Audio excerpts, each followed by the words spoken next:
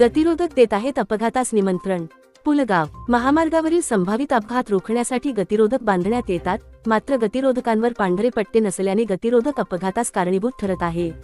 वाढत्या अपघातांना जबाबदार संबंधित विभाग व ठेकेदाराने याकडे जाणीवपूर्वक दुर्लक्ष केल्याचे दिसून येत आहे. शहरात आर्वी, यवतमाळ, देवळी, अमरावतीकडून येणाऱ्या वाहनांची संख्या मोठी आहे. या रस्त्यावर शहराच्या काही अंतरावर गतिरोधक बांधण्यात आले आहे. गतिरोधक कसे असावे याची काही नियमावली नाही. कोठे उंच, कोठे मोठे पसरट बांधले आहे. त्यावर पांढरे पट्टे नसल्याने समोर गतिरोधक आहे हे लक्षात येत नाही. देवळी मार्गावरील रिलायन्स पेट्रोल पंप पासून सीएडी गेट पर्यंत अपघात प्रवण जागा आहे. वळणावर समोरून येणार वाहन दिसत नाही, त्यामुळे चालकाचे नियंत्रण सुटून किरकोळ अपघात दिवसेंदिवस वाढत आहे. पूर्णविराम.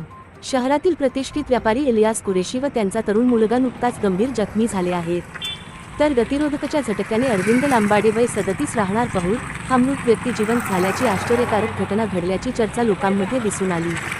डॉक्टरांनी त्यास मृत घोषित केल्यानंतर अंत्यसंस्कारासाठी त्यास गावी नेत होते असे बोलले जाते. मात्र या आश्चर्यकारक घटनेची IB7 न्यूज चॅनल पुष्टी करत नाही.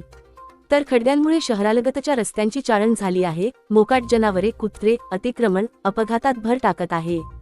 रस्ते बांधकामांचा निकृष्ट दर्जा, त्यांतील कमिशनखोरी यांवर काही दिवसांपासून जोरदार असंतोष निर्माण झाला आहे.